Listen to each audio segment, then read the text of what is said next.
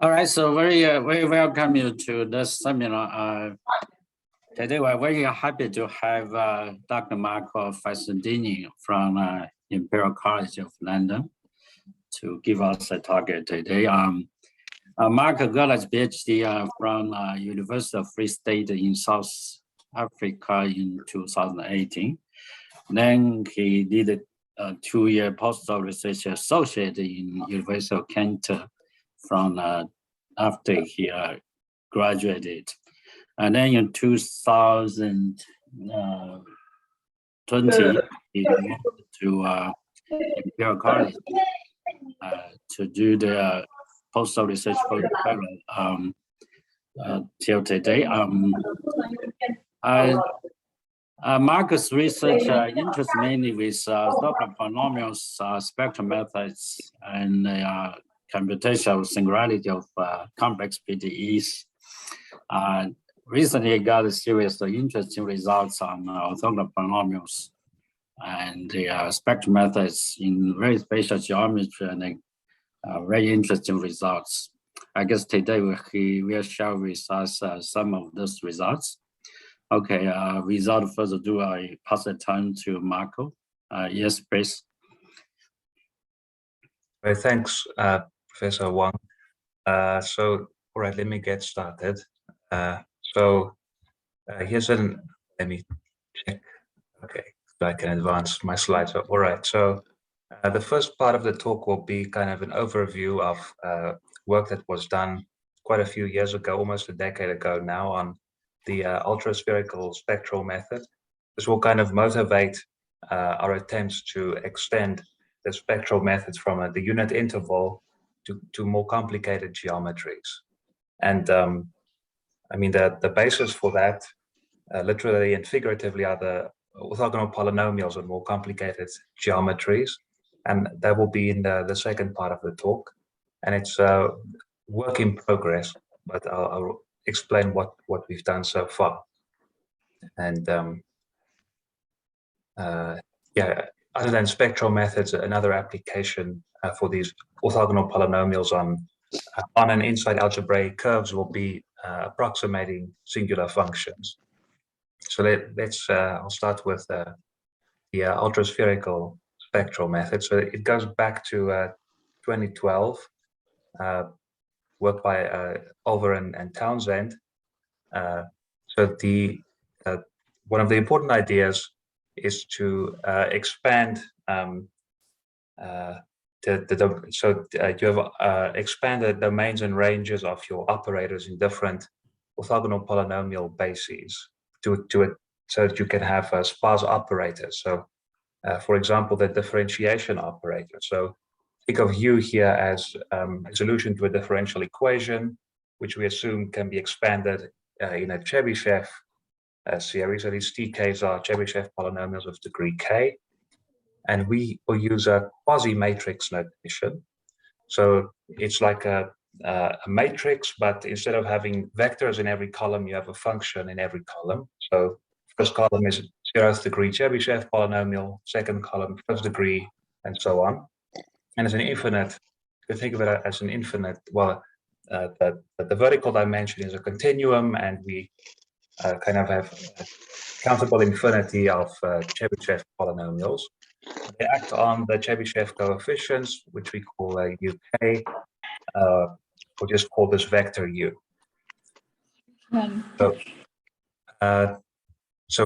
to represent differentiation, we use the important fact that the derivative of the kth degree Chebyshev polynomial is just multiple of degree k minus 1 ultraspherical orthogonal polynomial. So I will use these ultraspherical polynomials throughout the talk. So and denote them by C k lambda. So k is the degree of the ultraspherical polynomial, and lambda refers to its weight of orthogonality. So it's an even weight, 1 minus x squared to the lambda minus a half on the unit interval from -1 to 1. So we can represent this relationship between the derivative of the Chebyshev polynomials and the C1 basis in a quasi-matrix notation. So the derivative of the Chebyshev T polynomials of the quasi-matrix is a differential operator, which we call D naught, that we operate on the C1 basis from the right. And it only has one non-zero diagonal. So it's a nice sparse representation of differentiation. And then another way to interpret this is the coefficients of the derivative of your solution is D naught, the operator D naught, this matrix here, this infinite matrix here, applied to the Chebyshev coefficients. So you can think of the domain of D naught as the Chebyshev coefficients, and the range as being represented in the C1 basis. And again, it represents differentiation sparsely. So we start in the Chebyshev T basis, we differentiate, we represent it in a different OP basis, the C1 basis. Now, if you don't change basis, your differentiation operator will not be sparse, it will be upper triangular, and that will result in denser linear systems and also less well-conditioned ones. So it turns out that there's a nice open source package called Approximating, implemented in the Julia programming language, where we can realize and like compute with these operators. So it's open source. You can just Google approxfun.jl, and then you can look at the documentation, install it, and use it. So, for example, here's the first order operator we just looked at, and it tells you the domain is the Chebyshev basis, and the range is the C1 or ultraspherical OP basis with parameter 1. So,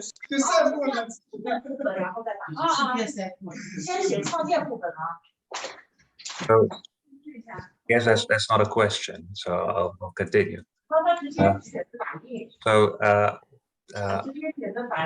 We can also derive the.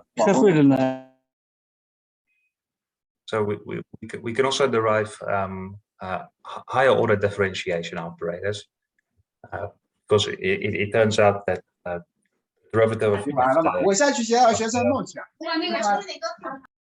the derivative of the C lambda basis can be represented sparsely in the C lambda plus 1 basis. The way these relationships follow from a simple integration by parts argument, and combining it with the fact that the derivative of the T basis can be represented sparsely in the C1 basis, we can represent an arbitrary order, lambda order derivative of the Chebyshev basis sparsely in terms of the C lambda basis. Again, here's an example of how you can compute these operators in Approximating. Just say derivative for the domain is Chebyshev coefficient. We want the fifth order derivative, and then the range of the operator is the C5 basis. Okay, so we just talked about differentiation operators. We also need conversion operators. For example, represent a simple operator u prime plus u. Well, the u prime is represented in the C1 basis, and u is in the t basis. So we need to convert the t basis to the C1 basis, and we call the conversion operator S naught. So then we represent this operator in the C1 basis, and turns out the conversion operator is also sparse because the weights of orthogonality differ by a polynomial of degree 2. So we can represent this operator in quasi-matrix notation, or using quasi-matrix notation, we can and this relationship, we can find the entries of the conversion operator, which is which only has two non-zero diagonals, the main diagonal and the second super diagonal. So, so bandwidth tells you like which diagonals are non-zero. So in this case, none of the sub-diagonals are non-zero, so zero bandwidth below the main diagonal and two non-zero diagonals above the main diagonal. And then for higher order differential operators, you represent the differentiation in the higher order C bases. So you need to convert T to C1, C1 to C2, C2 to C3, and so on. So you need conversion operators for each of these transforms.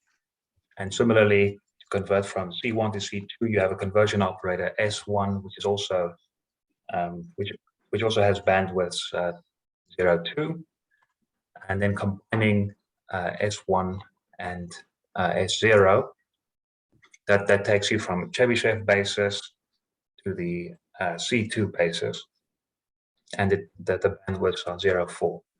And the reason for that is that the weights of orthogonality in this case from Chebyshev to C2, they differ by a degree 4 polynomial. So one more thing we need to represent differential operators are multiplication operators for variable coefficients. So the easiest variable coefficients is just multiplying your bases by x, and the operator that tells you how to multiply by x in coefficient space is the Jacobi operator, which follows from the three-term recurrence. So I'm just this operator is just expressing this three-term recurrence in quasi-matrix notation.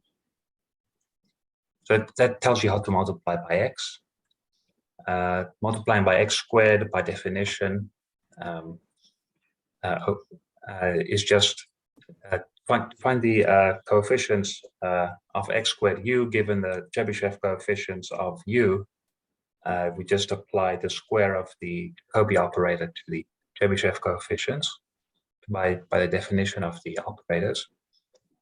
And since these are linear operators, that means we can represent multiplication by any polynomial by a polynomial in the Jacobi operator applied to your Chebyshev coefficients.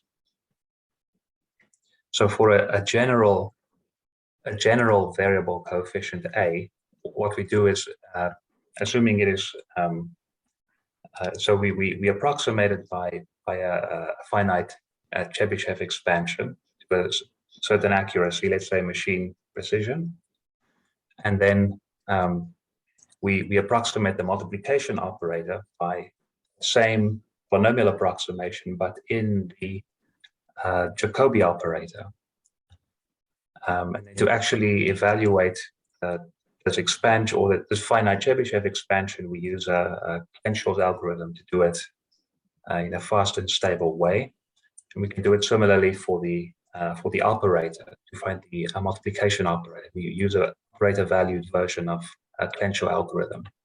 And this and many other things are explained in greater detail in a nice review article in ACTA recently by Oliver Townsend and Slavinsky. So the multiplication operator is banded, and it has bandwidths mm. So the number of non-zero super and sub-diagonals, number is m, and it's determined by the number of Chebyshev coefficients you need to approximate your variable coefficient. So here's an example. Suppose your variable coefficient is the exponential function. Well, first you find a Chebyshev polynomial approximation to the exponential function to machine precision. So here are the Chebyshev coefficients of the Chebyshev approximation of the exponential function. So you need 14 coefficients, meaning a degree 13 Chebyshev expansion. So m is 13, so your multiplication operator has bandwidth 13, 13. It's easier to visualize it in a plot. It shows you the non-zero entries of the multiplication operator. It has bandwidth 13 subdiagonals, 13 superdiagonals. So now we can put everything together, the differentiation operators, conversion operators, multiplication operators, to represent any arbitrary order linear differential operator. So here's just a second order example. So because it's a second order, we need to represent the operator in the C2 basis. We use multiplication and conversion operators to represent every term, including the right-hand side, in the C2 basis. And then you add everything together.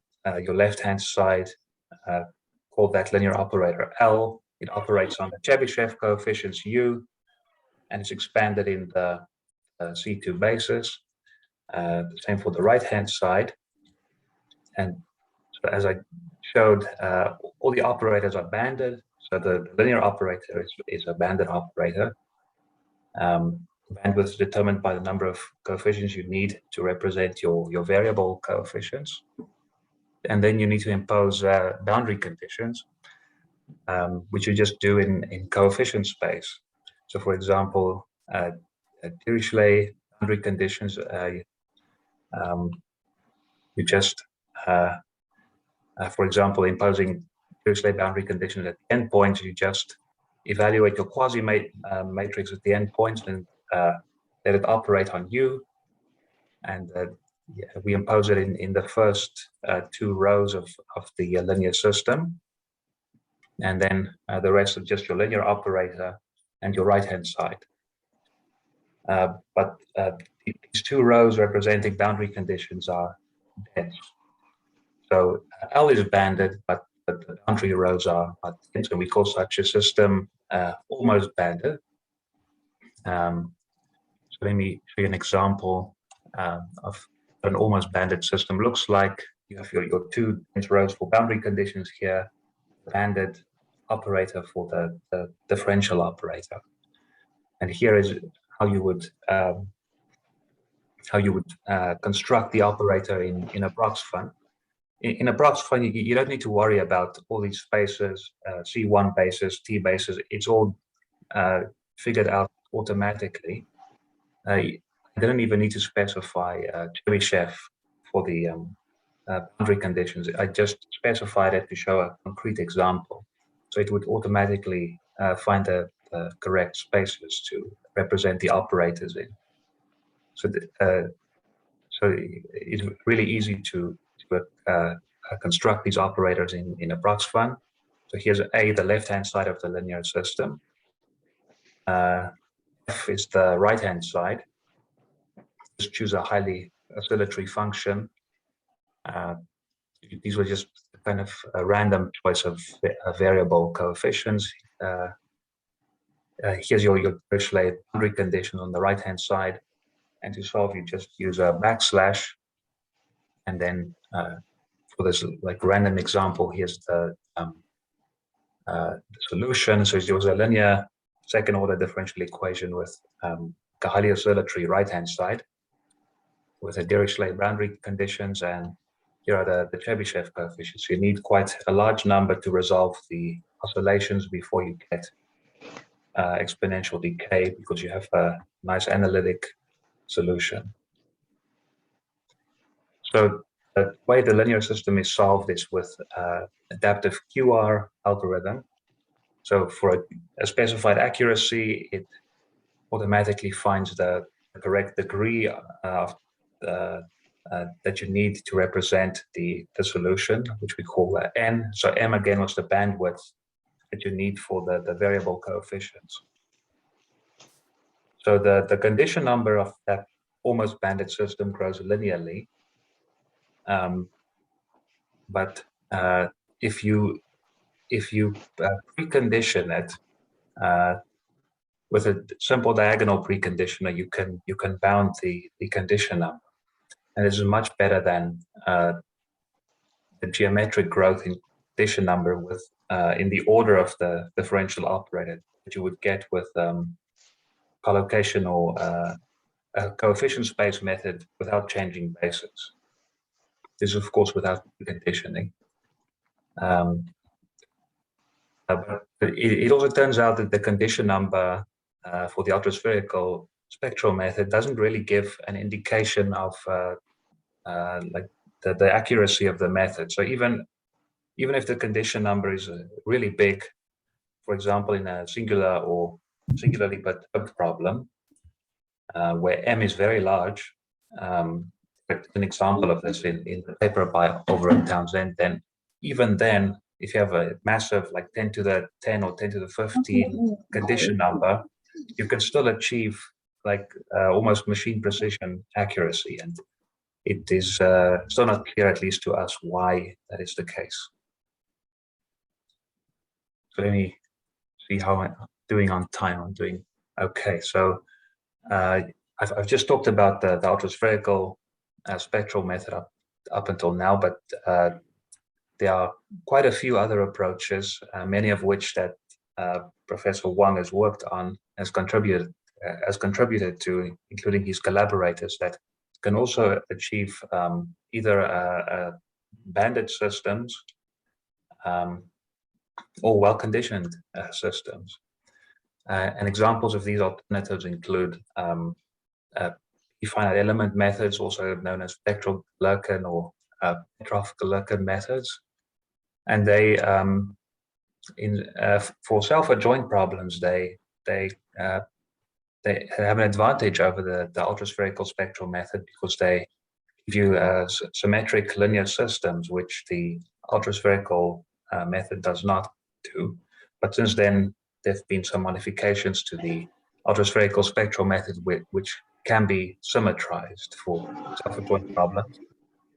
Okay, there's also preconditioned methods, which I believe, well, for certain problems can outperform the ultraspherical spectral method, especially if M, the bandwidth, is very large. And then another alternative is an integral reformulation. So you reformulate the differential equation as an integral equation. And using that, you can also get banded and well-conditioned linear systems. But I mean, I'm more familiar with the ultraspherical spectral method, and it has nice properties. It's fast, stable. It's versatile. I'll show in the next slide. It has been extended to different geometries, and it's kind of easy to automate. So easy to implement in software. But there are other methods with similar properties. So since since 2012, there've been quite a few extensions of the ultraspherical spectral method to kind of classical dimensional geometries like rectangles, disks, triangles, then an annuli, and some non-classical geometries like disk slices and trapeziums, which I'll show in a moment, and spherical caps. And they've also been the developments like applying it to singular integral equations, fractional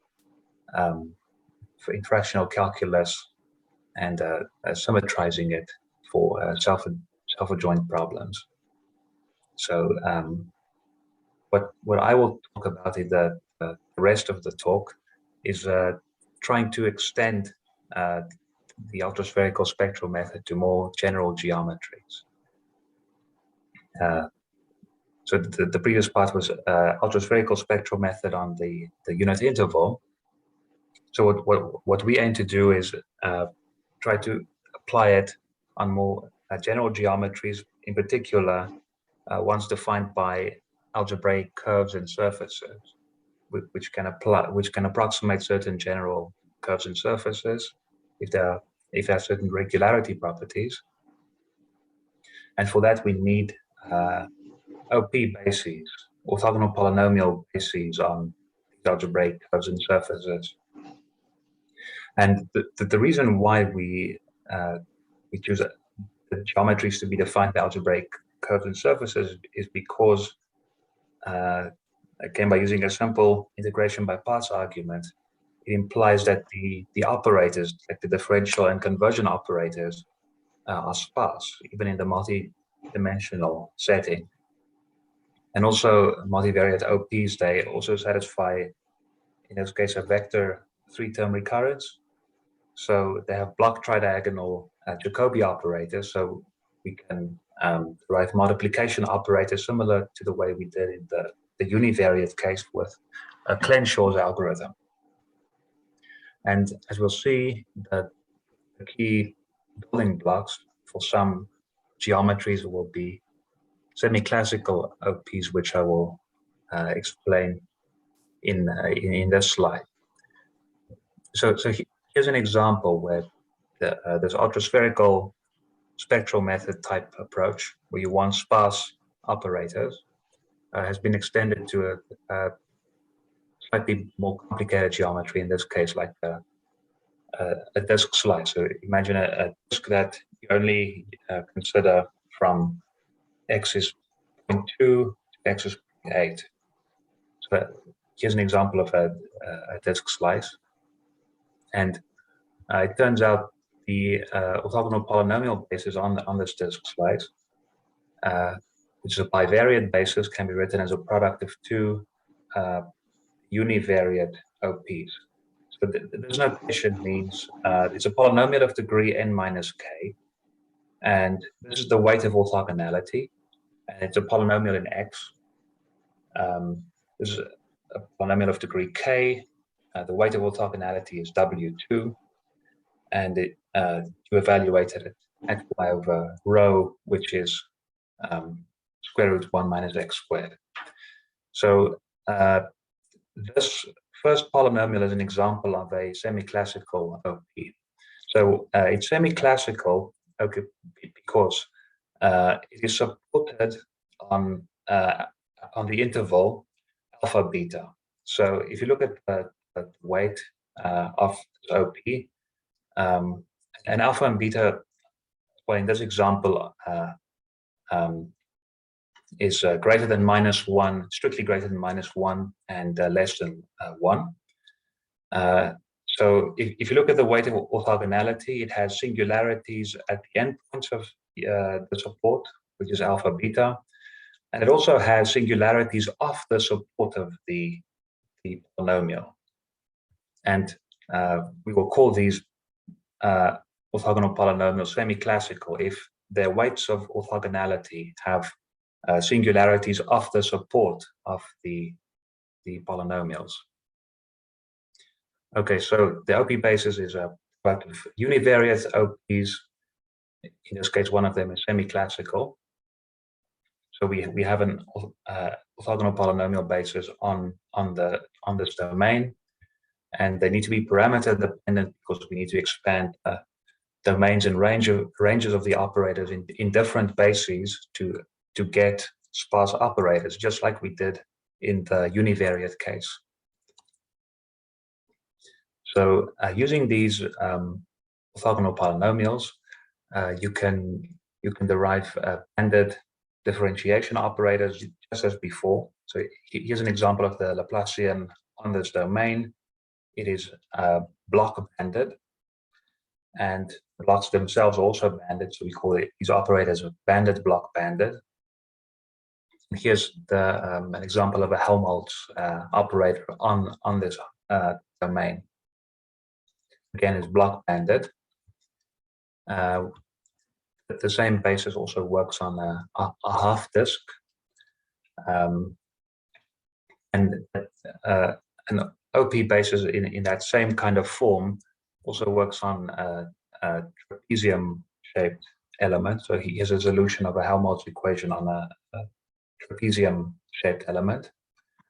I will get to spherical cap. So this is just part of a sphere, including the for example, the north pole of the sphere,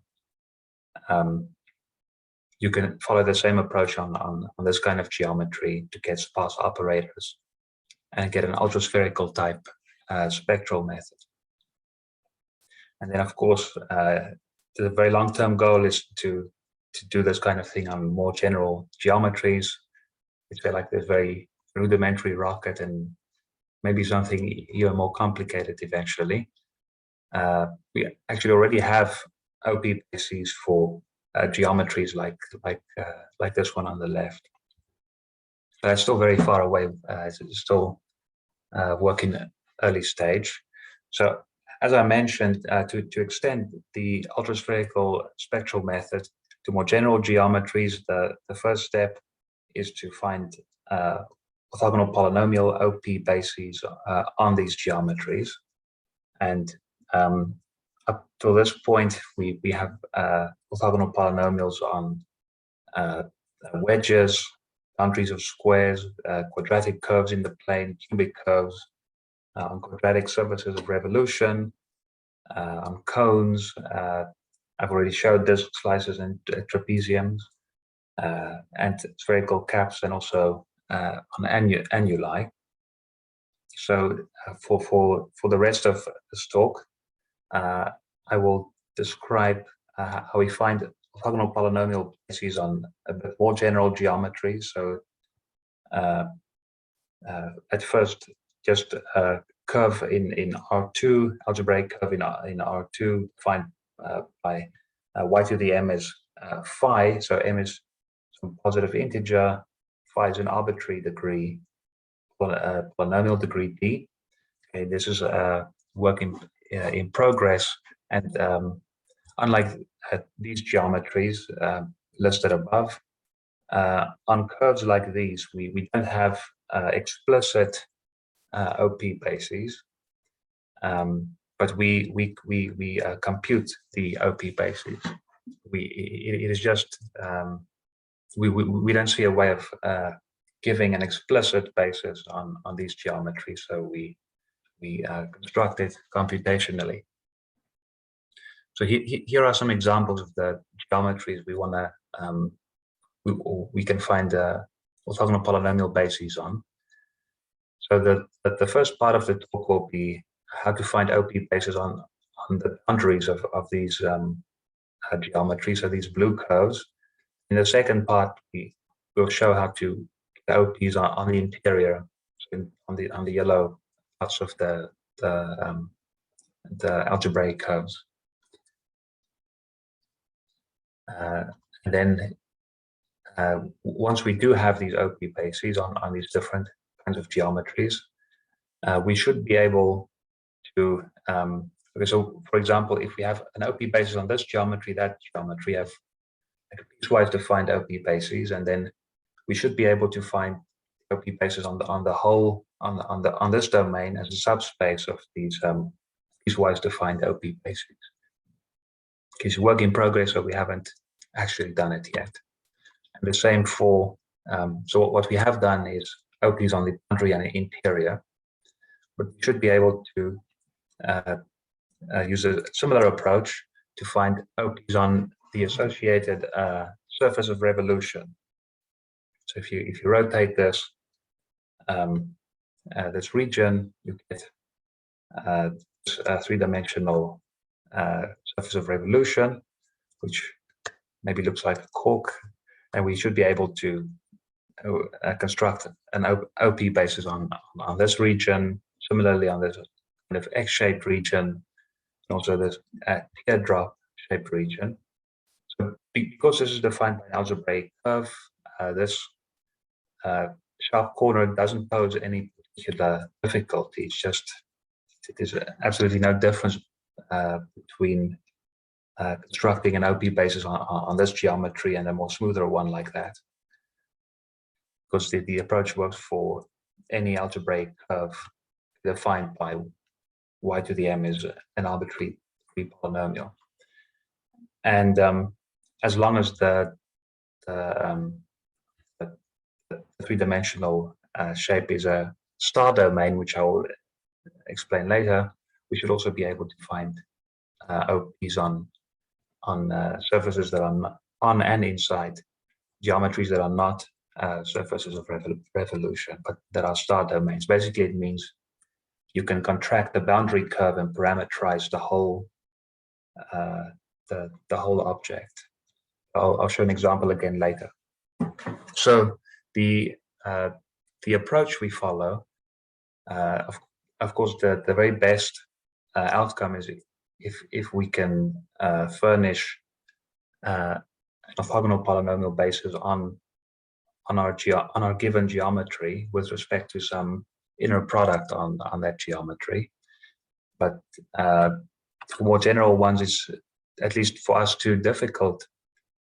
So instead, we find a polynomial basis defined on the geometry that contains the orthogonal polynomial basis as a subspace. And then we need to construct like the linear combinations of this polynomial basis that we produce. We need to find those linear combinations that give us the orthogonal polynomial basis on this geometry. And we'll basically reduce it to a linear algebra problem that we can solve with Lanczos iteration or Cholesky decomposition. And for curves defined by y to the m is phi, we'll need our Jacobi lowering and raising operators of univariate semiclassical OPs. So I already explained semiclassical OPs means singularities of the weight of orthogonality is off the support, unlike classical OPs like Jacobi polynomials, Hermite polynomials. Because once we have these operators, we can construct our OPs on these algebraic curves without any quadrature. So let me explain what these operators are and the notation we use. So let W be a classical orthogonal polynomial weight, like the Jacobi weight, like Errol Hermite. We will need semi-classical OPs of one variable with weights of orthogonality phi, which defines your geometry, raised in general to some rational power, multiplied by your classical weight. And that is a semi-classical OP. Again, we use a quasi-matrix notation, so we put these OPs in columns of a matrix, which we call a quasi-matrix. And we assume they're orthonormal, so their mass matrix is the identity. And then we have the three-term recurrence of these univariate semi-classical OPs. In quasi-matrix notation, it's just a tridiagonal operator J, the Jacobi operator we saw before in the ultraspherical spectral method, applied to your quasi-matrix of semi-classical OPs. And what are these lowering and raising operators? Well, before we called them conversion operators, but here we call them lowering operators because the entries of the lowering operator tells you how to expand one semi-classical OP family raised to some power, in this case k plus 2 over m, in terms of another semi-classical OP family where phi is raised to a lower power, hence we call it a lowering operator. Similarly, you can find raising operators where you expand something where phi is raised to a lower power in terms of a family where phi is raised to a higher power. And in general, these raising and lowering operators will be upper triangular, so just mapping one polynomial basis to another, so that it does exist an upper triangular conversion operator. But if for certain special cases where the difference between these weights is just a polynomial factor, L can be banded, which was always the case in the ultraspherical spectral method, but not necessarily for all the geometries we look at here. So first we look at constructing OP bases on a curve y to the m is phi, where m is 1 or 2, because this is a special case. We'll see that in a bit. These cases are relatively simple because we already have polynomial bases that are orthogonal on these curves. For M1, a polynomial basis that is orthogonal on a curve like this, with this inner product. Okay, so this d sigma is the arc length measure. We can simplify this inner product by choosing this weight appropriately to like a univariate inner product. And then we have a family of univariate classical OPs. So use a classical weight orthogonal on a curve like this with m is equals to 1. For m is equals to 2, we also have already an orthogonal basis. So these bases are orthogonal on the curve, but they're not the orthogonal polynomial bases, as we'll see in a moment. Basically, the dimension of these bases are not large enough so that single elements of your basis can span the whole space. So you need like a linear combination of them to construct the orthogonal polynomial basis. So for m is 2, you need 2 families of univariate OPs. You need W. So OPs, classical OPs, and semi-classical ones. So ones that are orthogonal with respect to the weight phi W. So these OPs are orthogonal with respect to this inner product defined on a curve like this.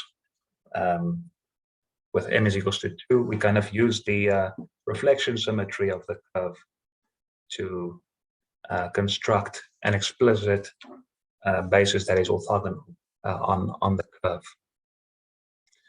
So the OPs we want to construct, we call them Y. It's a strange notation. We kind of inherited it from spherical harmonics. So the orthogonal polynomials that we want to construct on these curves, we denoted by Y. And we can easily show they lie in a subspace of the space spanned by the P basis. So there are linear combinations of this P basis that gives you the orthogonal polynomials on the curves. And the operator that tells you the linear combinations is this connection matrix we call C, and it's an orthogonal matrix. So here are some examples of this connection matrix. For m is equals to 1 and 2, it turns out we can show the bandwidth of these connection matrices. It tells you how to construct your OPs of Y. They scale as a d squared. And our algorithm has linear complexity if we generate OPs of degree 0 up to big N, which is much better than cubic complexity in N if we were to just use a monomial basis.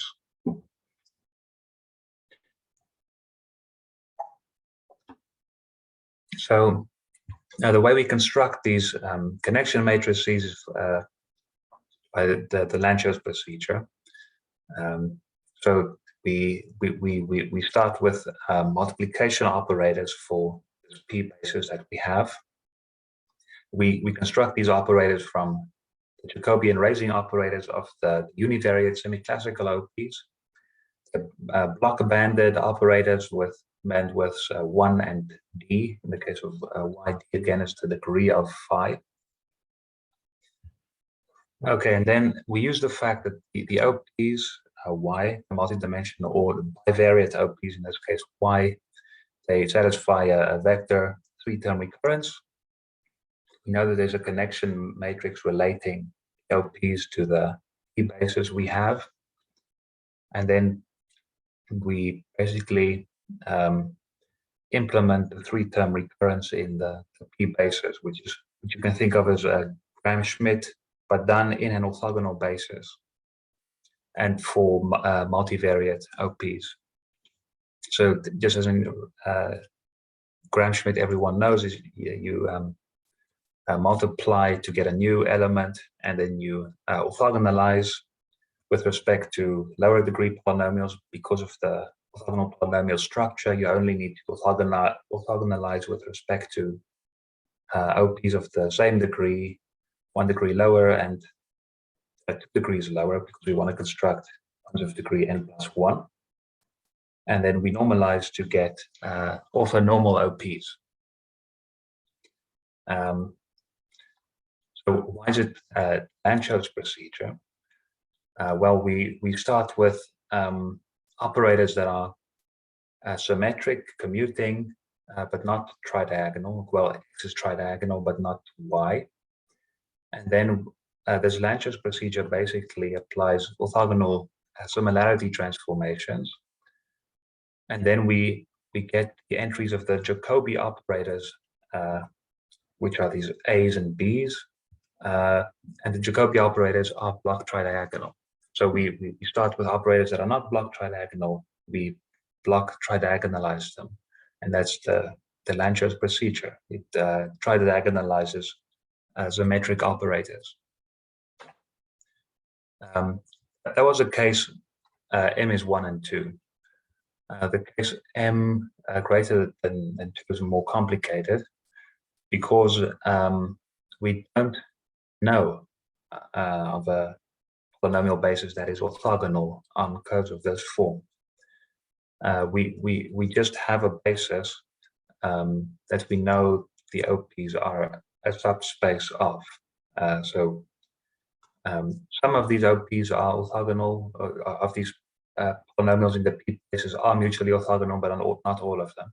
So the mass matrix is no longer the identity, it is a dense matrix. And the entries of the dense matrix can be found using, again, univariate raising and lowering operators of semiclassical OPs. And then we can construct connection matrix, which tells us how to get the orthogonal polynomial basis y on the curve using Lanczos again. But in this case, it's more complicated because we this mass matrix M is not banded here. So you need to use finite sections of a dense matrix. So one way to find the connection matrix is to block tridiagonalize these operators xm, ym. Different approach is to Cholesky factorize M, is symmetric, definite. And then using the Cholesky factor, we have a polynomial basis we call Q that is orthogonal. But this orthogonal basis may or may not be the orthogonal polynomial basis on the curve, depending on the value of M. So it's like an easy case where the degrees are correct on the curve, and Q is your orthogonal basis on the curve, orthogonal polynomial basis on the curve.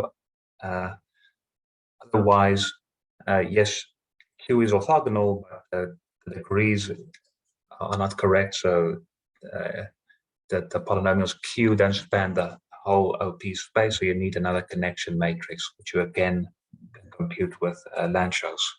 So here's an example in this easy case where connection matrix is just a Cholesky factor of this mass matrix M.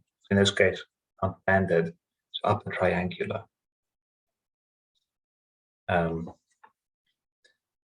Yeah, looks like I'm kind of running out of time. I think I only have 10 minutes left. So I might go a bit faster in the remainder of the talk. Okay, so we can also use these OPs for things other than spectral methods. We can use them to approximate certain singular functions with certain types of algebraic singularities. So the example we'll look at in the next slide is where you have a cubic singularity.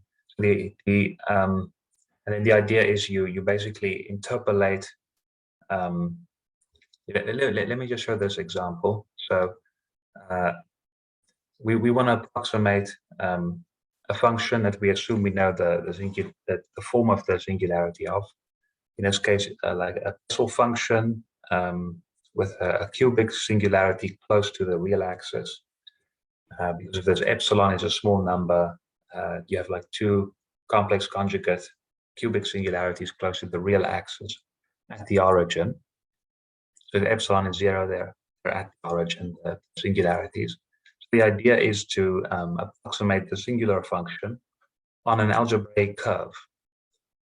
And if you know the form of the singularity, the appropriate algebraic curve, your singular function might be a smooth function. So in this case, this Bessel function is an entire function in x and y on this algebraic curve. Then we can use the orthogonal polynomial basis on this curve to approximate the function.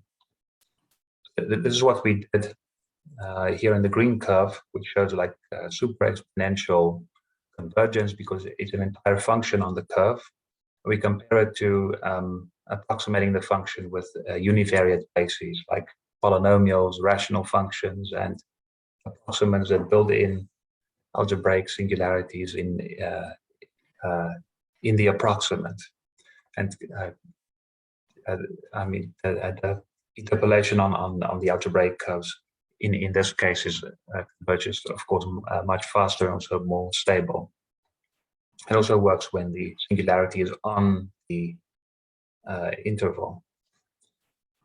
So I'll just briefly mention on these algebraic curves, you can basically design an ultraspherical spectral method to approximate functions like the one I just showed with algebraic type singularities.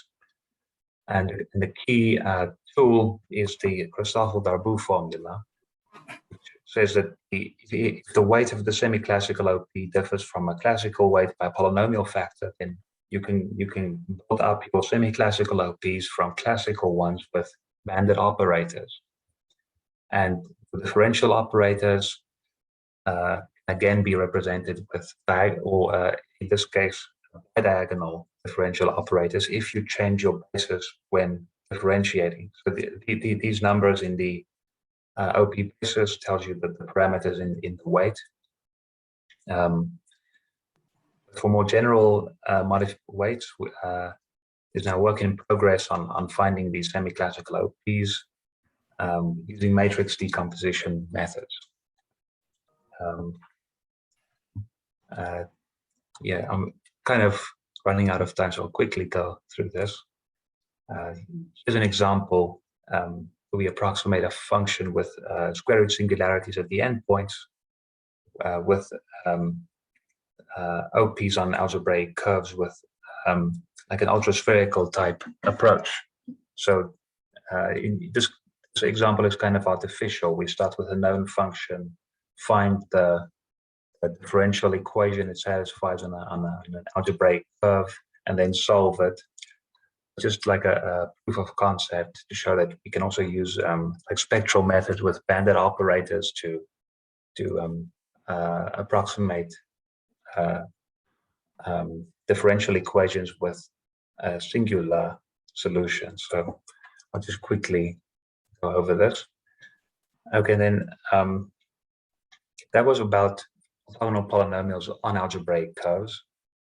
To construct them in the interior, we use two approaches. One of them is we already have a bivariate polynomial basis. There's orthogonal on the domains of this form. So we already have a polynomial basis that is orthogonal, but it might not be the OP basis. Again, because the space spanned by them might not be large enough. The basis I just showed, which is a product of univariate polynomials, where one of them is semiclassical, this first one, it is actually a polynomial basis for certain types of curves. So this phi or rho finds your the interior of the domain you're working on. So if m is 1, the degree of phi is less than or equals to 1, or m is 2, degree is less than or equals to 2, this is your OP basis. And you can find them with products of classical OPs for certain classical geometries, squares, triangles, disks, and this parabolic domain. For like non-classical geometries like disks, slices, and trapeziums, there are again OPs, but you need semi-classical OPs. Now, if you increase the degree of phi beyond these upper bounds, the polynomials are still orthogonal, but they're not the OP basis. But you can construct the OP basis from linear combinations of them. You find again the linear combinations with the Lanczos procedure. But it only works if m is 1 or 2. And let me just show one example of a connection matrix, which again tells you how to find these orthogonal polynomials. Unfortunately, they're not banded, connection matrices. Okay, there's another approach we use to find OPs in the interior of algebraic curves of this form. And in this case, it doesn't just work for m is 1 or 2. It in principle should work for any integer m. So the idea is if we have the polynomials on the boundary, and the geometry can be parameterized by contracted versions of your boundary curve, then you can find the OP basis in the interior from like scaled versions of the OPs on the boundary. So we kind of scale these curves by a parameter z. So if z is 0, you're kind of at your central point, and if z is 1, you're on the boundary again. And we already have the OPs on curves of this form. So we have actually a trivariate orthogonal basis on this 2D region. The OPs, of course, are 2D, and they are a bivariate, but they still are in a subspace of this trivariate basis. And again, we find that subspace with Lanczos procedure. Here's an example of the connection matrix, not banded, but still we do get the OP basis. Let me just very quickly, I see I'm running out of time. Let me just quickly mention this Lanczos type idea can also work on subsets of a sphere. So on the whole sphere, we already know the OPs very well, that the spherical harmonics and the vector spherical harmonics, vector valued OPs. It turns out if you want OPs on a subset, which you might want to do if you want to do a spectral element method on a sphere, it's not that easy. We in this case, we might have the scalar OPs, but not the vector OPs. You can't just take a spherical gradient and perpendicular gradient and get the vector OPs. We again need to construct the OP basis as a subspace of, in this case, scalar polynomials. So what we do is we start with polynomials in the tangent space, and then we use these scalar OPs that we have and multiplication operators and 3-term recurrence of the vector OPs to construct these linear combinations we need to get the vector OP bases. For example, on a spherical cap. A similar idea should work. We haven't done it yet, but it should work on spherical rectangles like this. In that case, we need a semi-classical OPs. So sorry, I used all my time, but thanks for listening. All right. Thank you, Marco, for this very informative and very insightful talk, and quite inspiring. There are a lot of information, I think. Now, time for questions. Any questions from the audience? You can unmute yourself.